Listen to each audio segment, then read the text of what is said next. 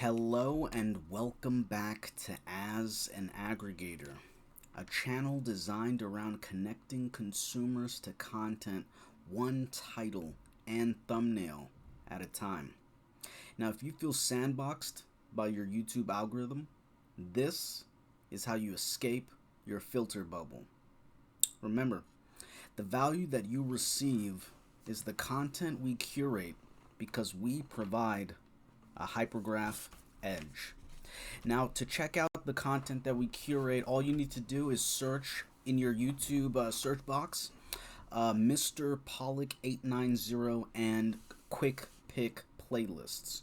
Or you can take a look at our playlist for category specific quick picks and check out the first 3 to 5 minutes. There should be a card at the beginning or a card at the end, or a link in the description, and eventually there will be links within the comments section as well. So next we're picking up on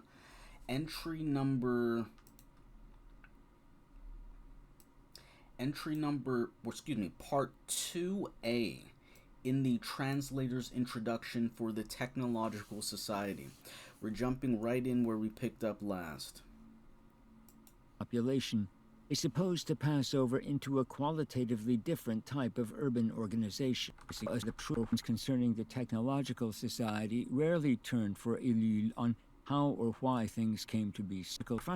For the most part, be content with purely functional, that is, phenomenological equations.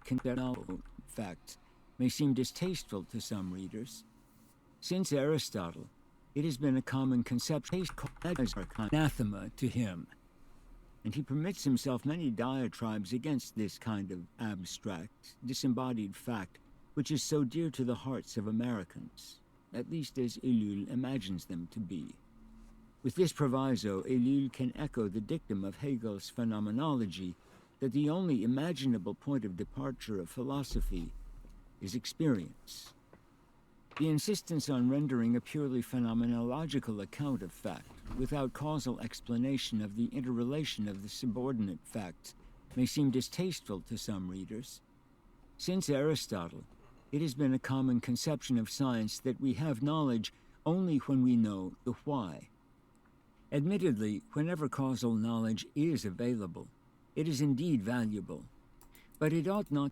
Yeah, this was an incredibly powerful few lines of prose, but also this paragraph really setting the context for what we're describing when we're talking about, hey, so what are we speaking about when we're talking about Ellul's concept of technique? Are we talking about the why? Are we talking about the what? Are we placing it in the context of phenomenology and how experience sort of shapes this characterization? Not to be forgotten that such knowledge is increasingly hard to come by, and in fact hardly makes its appearance at all in modern physics, say, where one must, for the most part, be content with purely functional, that is, phenomenological equations which dispense with any appeal to mechanism, but which are nonetheless adequate for prediction and explanation, and which have the enormous additional advantage of containing no hidden concepts unconfrontable by experience. The important questions concerning the technological society rarely turn for Ellul on how or why things came to be so, but rather on whether his description of them is a true one. Ellul's methodology is fundamentally dominated by the principle which has come to be called Engel's law, that is, the law asserting the passage of quantity into quality. To give a commonplace example, the city, after it reaches a certain threshold of population, is supposed to pass over into a qualitatively different type of urban organization. Unfortunately, both the popular and the usual philosophical accounts of Engel's law are incomplete, to use no worse word. First, it is incorrect to speak at all of a threshold of quantity, which, having been transcended, gives rise to a change of quality, and to a new set of laws and explanatory principles. In dialectical logic, every change of quantity is simultaneously a change of quality. And the discernment of a threshold quantity is partly a psychological fact of awareness, and partly an illicit attempt to trace equality, and to a new set of laws and explanatory principles. In dialectical logic, every change of quantity is simultaneously a change of quality. And the discernment of a threshold quantity is partly a psychological fact of awareness, and partly an illicit attempt to try to import back into a dialectical logic some of the unequivocalness of the ordinary either-or logic.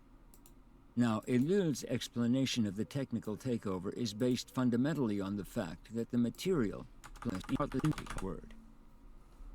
First, it is incorrect to speak at all of a threshold of quantity, which, having been transcended, gives rise to a change of quality, and to a new set of laws and explanatory principles. In dialectical logic, every change of quantity is simultaneously a change of quality. And the discernment of a threshold quantity is partly a psychological fact of awareness, and partly an illicit attempt to try to import back into a dialectical logic some of the unequivocalness of the ordinary either-or logic. Now, Ellul's explanation of the technical takeover is based fundamentally on the fact that the material, that is technical substratum of human existence, which was traditionally not allowed to be a legitimate end of human action, has become so enormous, so immense, that men are no longer able to cope with it as means, so that it has become an end in itself, to which men must adapt themselves. But with a better understanding of the illusory nature of the threshold quantity, we are able to turn aside the objections which are always raised by those who rightly but extraneously urge that historical societies have always had to struggle with the possibility of a material takeover, and that the present state of affairs is therefore not something new. The answer, of course, is that the objection is irrelevant. Ellul could not mean to assert that men in the past have not had to contend with material means which threatened to exceed their capacity to make good use of them, but that men in the past were not confronted with technical means of production and organization which in their sheer numerical proliferation and velocity unavoidably surpassed man's relatively unchanging biological and spiritual capacities to exploit them as means to human ends. Second, Engel's law must never be taken to imply a one-way transition of quantity into quality. In dialectical logic, the transformation of quality into quantity is a necessary concomitant of the reversible transformation of quantity into quality. It is, in fact, the essence of technique to compel the qualitative to become quantitative, and in this way to force every stage of human activity and man himself to submit to its mathematical calculations. Ellul gives examples of this at every level. Thus, technique forces all sociological phenomena to submit to the clock, for Ellul the most characteristic of all modern technical instruments. The substitution of the tempus mortuum of the mechanical clock for the biological and psychological time natural to man is in itself sufficient to suppress all the traditional rhythms of human life in favor of the mechanical.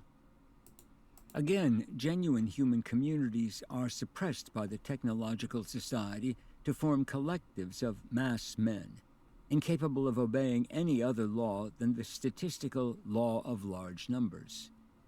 All the technical devices of education, propaganda, amusement, sport, and religion are mobilized to persuade the human being to be satisfied with his condition of mechanical, mindless mass man, and ruthlessly to exterminate the deviant and the idiosyncratic. The reduction of everything to quantity is partly a cause and partly an effect of the modern omnipresence of computing machines and cybernated factories. It should not be imagined, however, that the universal concentration camp, which Ellul thinks is coming into being in all technical societies without exception, will be felt as harsh or restrictive by its inmates. Hitler's concentration camps of hobnailed boots were symptoms of a deficient political technique. The denizen of the technological state of the future will have everything his heart ever desired, except of course, his freedom. Admittedly, modern man, forced by technique to become in reality, and without residue, the imaginary producer-consumer of the classical economists, shows disconcertingly little regard for his lost freedom. But according to Ellul, there are ominous signs that human spontaneity, which in the rational and ordered technical society has no expression except madness, is only too capable of outbreaks of irrational, suicidal destructiveness. The escape valves of modern literature and art, which technique has contrived, may or may not turn out to be adequate to the harmless release of the pent-up, ecstatic energies of the human being. Technique which can in principle only oppose technical and quantitative solutions to technical problems must in such a case seek out other technical safety valves. It could, for example, convince men that they were happy and contented by means of drugs, even though they were visibly suffering from the worst kind of spiritual and material privation. It is obvious that all such ultimate technical measures must cause the last meager idealistic motifs of the whole technical enterprise to disappear.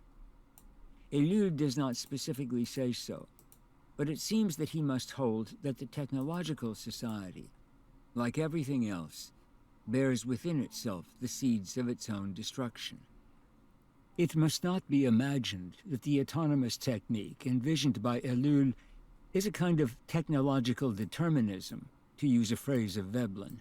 It may sometimes seem so, but only because all human institutions, like the motions of all physical bodies, have a certain permanence, or vis inertiae, which makes it highly probable that the near future of statistical aggregations will see them continue more or less in the path of the immediate past. Things could have eventuated in the technological society otherwise than as they have. Technique to Ellul is a blind force, but one which unfortunately seems to be more perspicacious than the best discernible human intelligences. There are other ways out, Ellul maintains, but nobody wants any part of them. Ellul's insistence that the technical phenomenon is not a determinism is not weakened by the enumeration, in the second chapter, of 5 conditions which are said to be necessary and sufficient for its outburst in the recent past, since the sufficient conditions for the conditions, for example, the causes of the population explosion, are not ascertainable. The inertia of the technical phenomenon... That's an interesting point, because that comes up in terms of there are overshoot other culture ways commentary. out, Ellul maintains, but nobody wants any part of them. Ellul's insistence that the technical phenomenon is not a determinism is not weakened by the enumeration, in the second chapter, of 5 conditions which are said to be necessary and sufficient for its outburst in the recent past, since the sufficient conditions for the conditions, for example, the causes of the population explosion, are not ascertainable.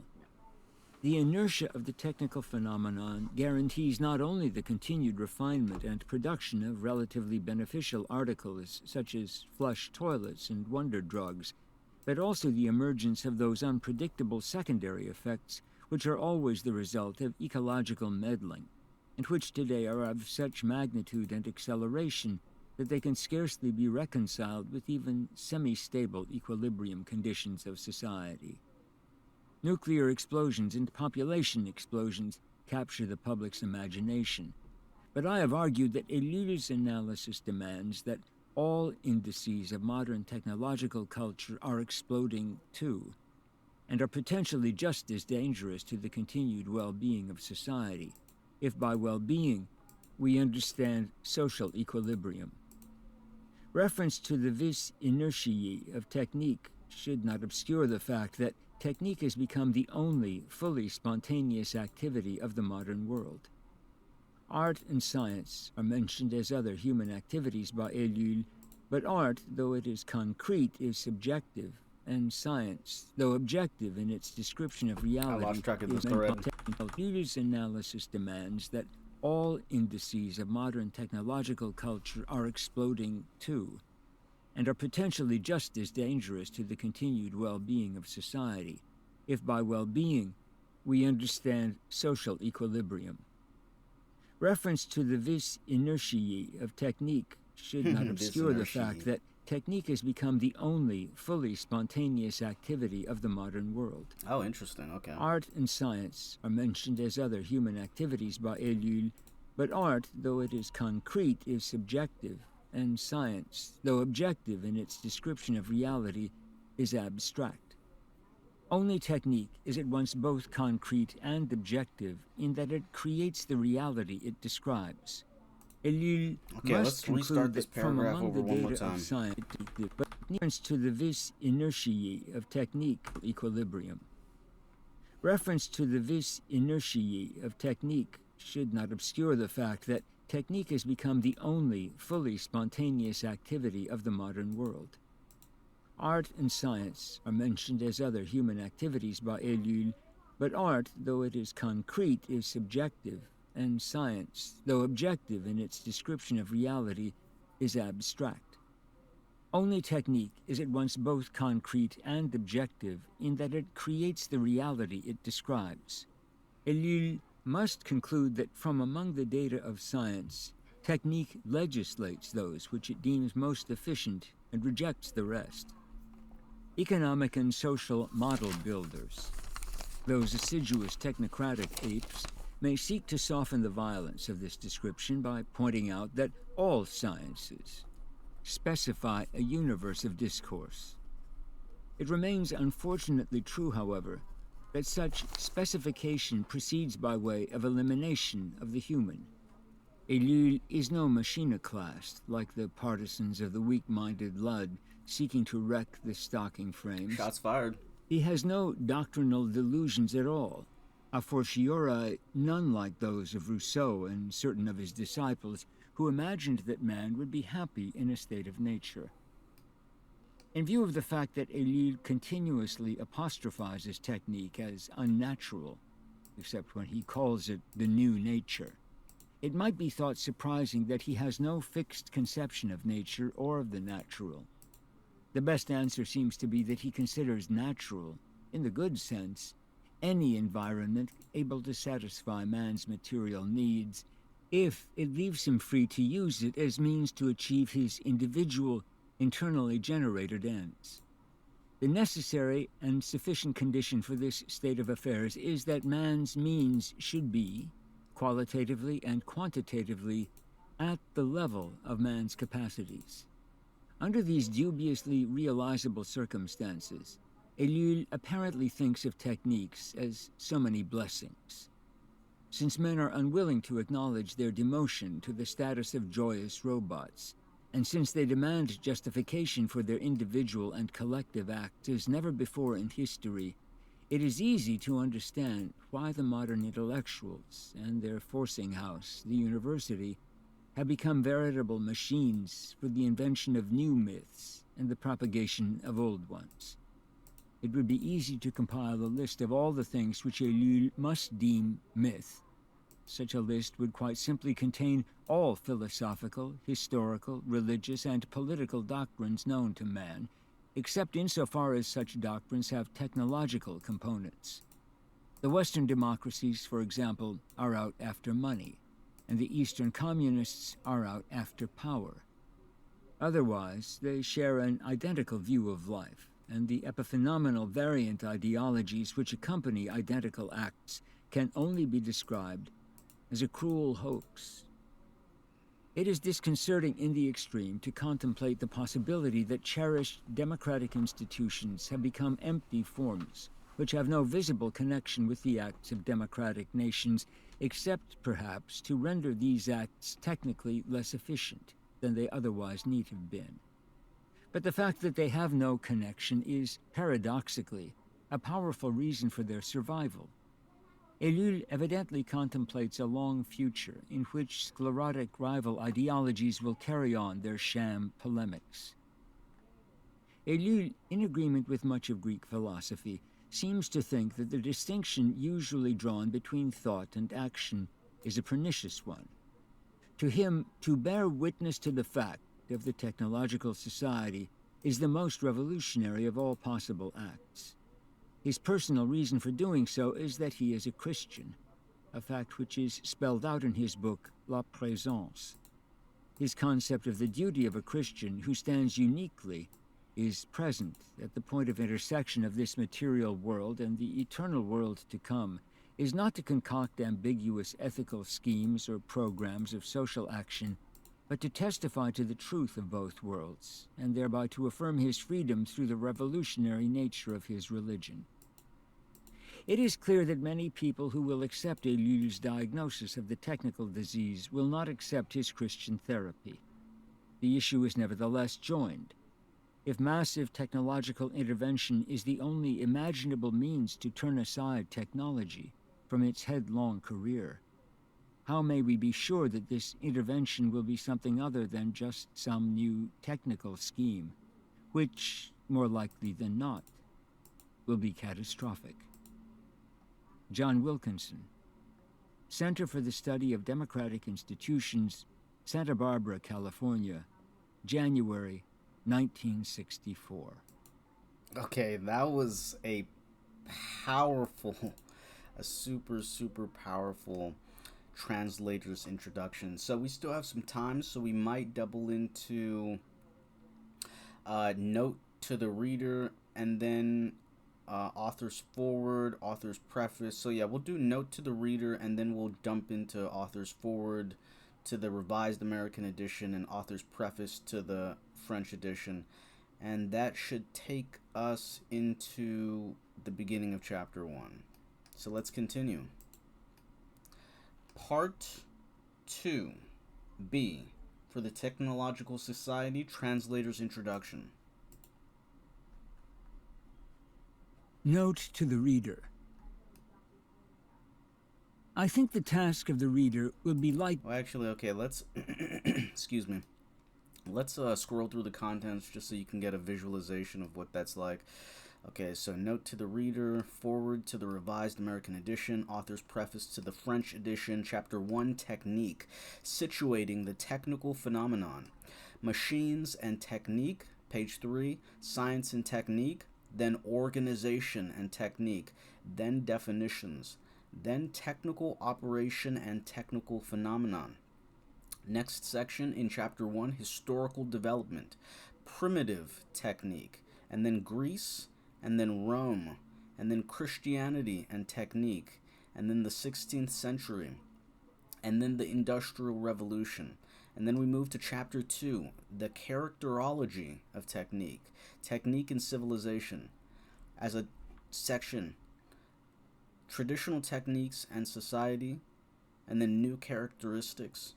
And then the next section is characteristics of modern technique, automatism of technical choice, self-augmentation, monism, the necessary linking together of techniques, technical universalism, the autonomy of technique. Chapter 3, technique and economy. Section, the best and the worst. The influence of technique on the economy. Economic consequences. Next section, the secret way. The economic techniques of observation. The economic techniques of action. Planning and liberty. Next section, the great hopes. Economic systems confronted by technique. Progress. Centralized economy. The authoritarian economy. The anti-democratic economy. And the final section is economic man. So next, we have chapter 4, technique and the state. First section, the state's encounters with technique. Ancient techniques. New techniques. Private and public techniques. The reaction of the state to techniques. Repercussions of the state. Evolution. The technical organism. The conflict between the politicians and the technicians. technique and constitution, technique and political doctrines, the totalitarian state. And next we have a section, it seems it's summum just, summa injuria. A little bit of Latin for you there. Next section, repercussion on technique. Technique unchecked. The role of the state in the development of modern techniques. Institutions in the service of technique. Chapter 5, human techniques. First section, necessities, human tension, modification of the milieu and space, modification of time and motion, the creation of the mass society, human techniques. Next section, review, educational technique, the technique of work, vocational guidance, propaganda, amusement, sport, medicine. Next section, echoes, techniques, men and man. Unknown pronunciation, la home machine. The dissociation of man, the triumph of the unconscious, mass man. Next section, total integration, technical anesthesia, the integration of the instincts of the spiritual, final resolution. And then we move into the last chapter, chapter 6, a look at the future, a look at the year 2000. And then we proceed to the bibliography and the index. So beginning with note to reader. Note to the reader. Note to the reader. I think the task of the reader will be lightened if at the outset I attempt a definition of technique. The whole first chapter is devoted to making clear what constitutes technique in the present-day world, but as a preliminary, there must be a simple idea, a definition. The term technique, as I use it, does not mean machines, technology, or this or that procedure for attaining an end. In our technological society, technique is the totality of methods rationally arrived at and having absolute efficiency for a given stage of development in every field of human activity. Its characteristics are new. The technique of the present has no common measure with that of the past. This definition is not a theoretical construct. It is arrived at by examining each activity and observing the facts of what modern man calls technique in general, as well as by investigating the different areas in which specialists declare they have a technique. In the course of this work, the word technique will be used with varying emphasis on one or another aspect of this definition. At one point, the emphasis may be on rationality, at another on efficiency or procedure, but the overall definition will remain the same. Finally, we shall be looking at technique in its sociological aspect. That is, we shall consider the effect of technique on social relationships, political structures, economic phenomena. Technique is not an isolated fact in society, as the term technology would lead us to believe, but is related to every factor in the life of modern man. It affects social facts as well as all others. Thus, technique itself is a sociological phenomenon, and it is in this light that we shall study it. Jacques Ellul, June 1963. Author's foreword to the Revised American edition.